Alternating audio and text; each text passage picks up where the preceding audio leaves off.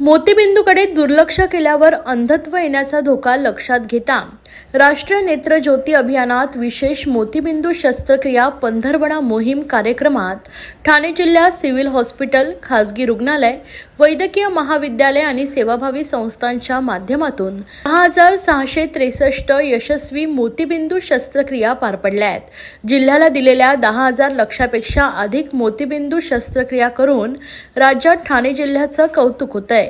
काहींना मोतीबिंदू शस्त्रक्रियेचा खर्च परवडत नाही, तर काही व्यक्ती टाळाटाळ करतात। मात्र याचा विपरीत परिणाम डोळ्यांवर होण्याची शक्यता अधिक असते। महाराष्ट्र मोतीबिंदू बॅकलॉग मुक्त करण्याच्या दृष्टीने सरकारकडून प्रयत्न केले जात आहेत। जिल्हा शल्यचिकित्सक डॉक्टर कैलास पवार आणि अतिरिक्त शल्यचिकित्सक डॉक्टर धीरज महांगडे यांच्या मार्गदर्शनाखाली मोतीबिंदू मुक्त महाराष्ट्र पंधरवडा कार्यक्रम राबवला, असे नेत्र शल्यचिकित्सक डॉक्टर प्रसन्न कुमार देशमुख म्हणाल्यात। राज्यात 19 फेब्रुवारी ते 4 मार्च या कालावधीत विशेष मोतीबिंदू शस्त्रक्रिया मोहीम राबवली। जिल्ह्यात 10,000चं लक्ष दिलं होतं, परंतु लक्षापेक्षा अधिक शस्त्रक्रिया ठाणे जिल्ह्यात पार पडल्या आहेत। ठाणे सिव्हिल रुग्णालयातील नेत्र विभागात मोतीबिंदूसोबत डोळ्यांच्या इतर शस्त्रक्रियाही मोफत केल्या जातात।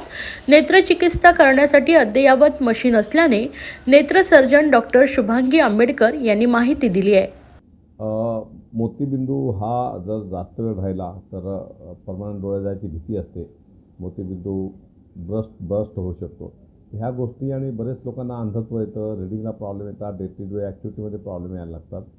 तर पण लोकांना त्याची जाण नसते। बऱ्याच लोकांना त्याच्यामुळे त्या लोकांना जागरूक करणं, त्याचं ऑपरेट करणं, त्यांना शोधणं कम्युनिटी लेवलला। म्हणून आपण 19 फेब्रुवारी ते 4 मार्च या दरम्यान मोतीबिंदू मुक्त महाराष्ट्र ही मोहीम हाती घेतली होती। त्या मोहिमेअंतर्गत आपण गावागावात जाऊन PSCला, सब सेंटरला सगळीकडे जाऊन आपण पेशंट शोधत होतो आणि त्या पेशंटला ऑपरेशन करण्यासाठी आणत होतो। तर असं जवळपास महाराष्ट्रात 1 लाख शस्त्रक्रिया करायचं होतं आणि ठाणे जिल्ह्याला त्यासाठी 10,000 करणं गरजेचं होतं। परंतु आपण 160% काम केलं। 10,600च्या वरती आपल्याकडे शस्त्रक्रिया झाल्या। त्याच्यामध्ये गव्हर्नमेंट हॉस्पिटल आहे, आमच्याकडे 5 ऑपरेशन थिएटर्स आहेत वेगवेगळ्या ठिकाणी ठाणे जिल्ह्यातनं, म्हणजे फक्त डोळ्यासाठी त्या अद्यावत मशीन आहेत, डॉक्टर्स आहेत आमच्याकडे।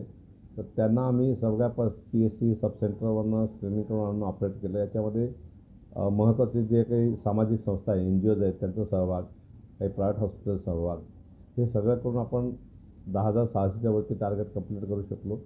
परंतु ही मोतीबिंदू ऑनगोईंग प्रक्रिया आहे।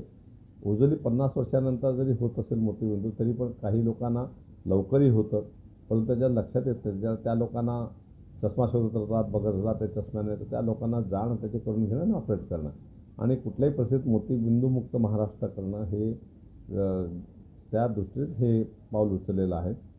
आणि बऱ्याच लोकांना हे माहीत नाही खर्चिक आहे, लेन्स गव्हर्नमेंटमध्ये कशी वापरली जाते, मशीन्स काय आहे, आपल्याकडे अद्यावत मशीन आहे। लेन्स आत्तापर्यंत आपण करोडो लोकांना हे लेन्स वापरले आहेत। हे लेन्स खूप सेफ आहेत, गव्हर्नमेंटकडून आलेल्या, आणि आपल्याकडे जे ऑपरेशन करणारे डॉक्टर आहेत तेही त्याच्या विषयामध्ये तज्ज्ञ आणि त्यांनी बरेच ऑपरेशन केलेले एक्सपिरियन्स लोक आहेत। त्या लोकांच्याकडनं ऑपरेट करून घेणं आणि बेसिकली आपल्या दृष्टी क्लिअर करून घेणं हे खूप महत्त्वाचं आहे। त्यासाठीच हा प्रकल्प आहे। मोतीबिंदू जसे जसे आम्ही आता स्क्रीनिंग करतो, आमचे पेरिफेरला ऑप्टोमेट्रिस्ट जे आहेत, डोळे चेक करणारे जे तज्ज्ञ आहेत, मग आमच्याकडे ते जातात गावात वगैरे, त्यांना ते चेक करतात, त्यांना घेऊन येतात। ही प्रक्रिया जी आहे, प्रोसेस न थांबणारी आहे। कारण आज जरी कोणी कमी वयाचं असेल तर उद्या त्यांना 50 वर्ष झाल्यानंतर काही लोकांना मोतीबिंदू होणार आहेत, त्याच्यानंतर जे काहींना डायबिटीज, हायपरटेन्शन आहे किंवा असोसिएटेड डिसीज असेल, त्या लोकांना कधी जास्त प्रमाणात होऊ शकते, लवकर होऊ शकतं। परंतु हा ऑपरेशन केल्यानं पूर्णतः बरा होणारा आजार आहे आणि तुम्हाला दृष्टी क्लिअर होते। त्याच्यामुळे हे करून घेणे गरजेचं आहे। मग त्यासाठी जनजागृती आणि लोकांना याच्यामध्ये मोटिवेट करणं, लोकांना घेऊन त्यांना ऑपरेट करून चांगलं करणं हे महत्त्वाचं आहे। त्या दृष्टीनेच आपण पाऊल उचललं आहे। आज जरी आपण 10,000च्या वरती ठाणे जिल्ह्यात केलं आहे, तरीही हा जो सध्या जो मोड आहे, मिशन मोड सांगूया, तसंच मिशन मोडमध्ये आम्ही राहायचा प्रयत्नात असणार आहे। याच्यानंतरही आम्ही स्क्रीनिंग करणं, कॅम्प घेणं, PSC सब सेंटरला, आमच्या RHSला किंवा सिव्हिल हॉस्पिटल सगळीकडे का करून वेगवेगळ्या ठिकाणी, आता उल्हासनगरला आपल्याकडे ऑपरेशन थिएटर आहे, शहापूरला आहे, मीरा भाईंदरला आहे, आणि ठाणा सिव्हिलला आहे आणि भिवंडीला आहे। मग त्या एरियाच्या लोकांना तिथे आपण ऑपरेट करून घेतो त्यामुळे असं काही नाही लोकांना खूप लांबी जायची गरज आहे. काही सिंपल टेस्ट आहेत ते केले, एक दिवस ॲडमिट करून दुसऱ्या दिवशी आपण ऑपरेट केलं की डिस्चार्ज करतो. त्याचा काही प्रश्न येत नाही आणि त्यासाठी लागणारे चष्मे वगैरे पण आपण त्यांना देतो. त्याच्यामुळे लोकांनी जास्तीत जास्त त्याचा लाभ घ्यायला पाहिजे. आता जरी मोहीम संपली आहे तरी पण जे प्रोसेस आहे ऑनगोईंग जी चालू आहे ट्रीटमेंट करणं ऑपरेट करणं ते चालूच राहणार आहे आणि लोकांनी त्याचा लाभ घ्यावा. सर आता होळी येणार आहे तर त्या दरम्यान तुम्ही काय संदेश देणार? होळी हा आपला खूप कलरफुल फेस्टिवल आहे. ॲक्च्युली सेलिब्रेट करायलाच पाहिजे, त्यात काय डाऊट नाही. परंतु जेवढं काही नॅचरल गोष्टी करता येतील, जुन्या काळात मड तयार कर मातीचं चिखल तयार करून ते चिखल लावलं जायचं किंवा काही नॅचरल कलर जे आहेत ते कलर वापरले जायचे. पळसाचं आपण ते फूल बघतो त्याचा कलर करून बाकी काही गोष्टी नॅचरल कलरचा वापर करायला पाहिजे. सिंथेटिक किंवा ते जे केमिकल जे आहेत ते युक्त कलर वापरणं बंद करायला पाहिजे. ते खूप घातक आहे. डोळ्यात जर गेलं किंवा तुम्हाला केसावर गेलं चामडीवरही बरेच प्रकारचे आजार होऊ शकतात. तर ह्या गोष्टी काळजी घ्यायला पाहिजे. आणि हे जे फुगे फेकून मारतात लोक ते कलर टाकून ते खूप धोकेदायक आहे. ते कोणी करू नये एवढी विनंती. सेलिब्रेट करा, नक्कीच करा, जल्लोष करा, उत्साह करा, आनंद घ्या. परंतु त्या आनंदामध्ये आपल्याला काहीतरी बाधा होईल, त्याचा काहीतरी त्रास होईल, त्याला काहीतरी वेगळं वळण लागलं असं कोणी करू नये. जेवढे जास्तीत जास्त नॅचरल कलर्स अवेलेबल आहेत नॅचरल कलरचा वापर करावा तर नक्कीच आपण ते सेलिब्रेशन करणं त्यालाही अर्थ राहील आणि आपल्याला ती मजा पण करता येईल, ते उत्साह साजरा पण करता येईल.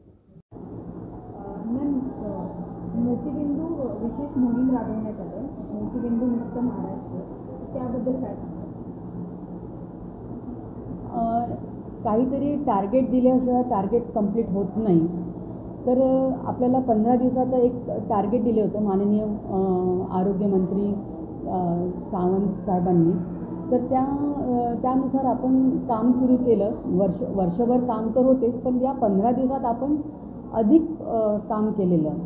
या 15 दिवसात आपण सबसेंटर, PHC, रुरल हॉस्पिटल रुरल हॉस्पिटलमध्ये ऑपरेशन केले आणि सबसेंटर, PHC या सेंटरवरून आपण म्हणजे या गावांमधनं आपण पेशंट शोधून आणले. तर यात सर्जनपासनं तर खाली आपले आशा वर्करपर्यंत MSW सगळ्यांनी यात काम केलेलं. जिल्हा परिषदच्या पण लोकांनी बऱ्यापैकी चांगलं काम केलं. त्यांनी पेशंट शोधून काढले, आपल्या गावातले पेशंट शोधले आणि त्यांना सबसेंटरवर आणलं. सबसेंटरवरून PHCला किंवा मग RHला जिथे जिथे तुमचं ऑपरेशन होत आहे त्या सेंटरवर सगळे पेशंट पोहोचवले आणि आम्ही तिथे जाऊन सर्जरी केलेल्या.